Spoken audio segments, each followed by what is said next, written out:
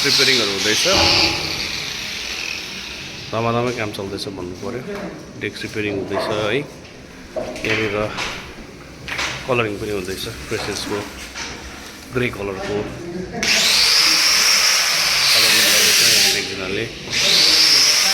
यो कलरिङ गरेको कारण पनि छ अब धेरै भाग नगरेको त्यसैले गर्दाखेरि आगोहरू बल्ने केही छैन अब आममा पाए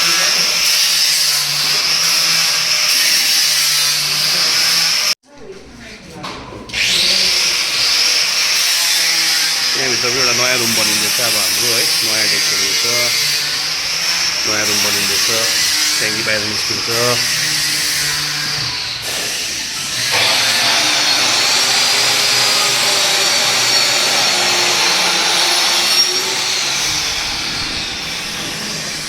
साथै यो रुममा पनि कलरिङ हुँदैछ देख्नु सक्छ है तर यो कलरिङ चाहिँ मैले आधा मात्रै गरेको कारण चाहिँ के भने माथि चाहिँ अब यो नानीहरूले पहिला धेरै अगाडि बनाएको हो उनीहरूले चाहिँ भनेको थियो सर यो चाहिँ नमेटाइदिनु है भनेर है सो त्यसले गर्दा मेटाएको छुइनँ देख्न सक्नुहुन्छ अब ऊ नानीहरूको मन नदेखाउनु लागि चाहिँ मेटाएको छुइनँ सो उनीहरूले पछाडि आएर हेर्नु सक्छ सरले चाहिँ मेटाएको छैन भनेर है so this is how changes is taking place र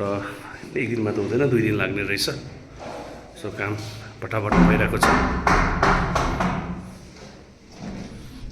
यो पनि पार्टिसन गरेर रुम निक्लिँदैछ अब हाम्रो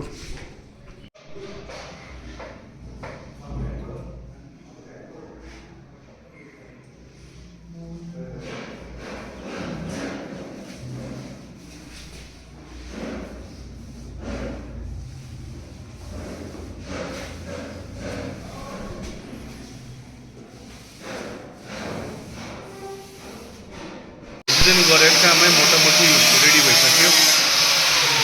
मोटामोटी रेडी भइसक्यो है एकजनाले गरेको काम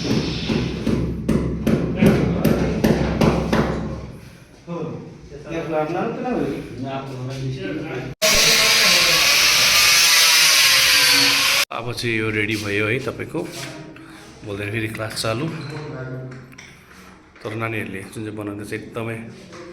मैले भेटाइन सो बोल्दैनको अब हाम्रो काम फेरि चालु हुनेवाला छ सबै रेडी भइसक्यो अनि कलरिङहरू भइसक्यो नानीहरू सबलाई अब राम्रो लाग्यो होला यो देखेर कलर चेन्ज गरेको अब बोल्दैन चाहिँ हामी क्लास स्टार्ट गर्ने बाई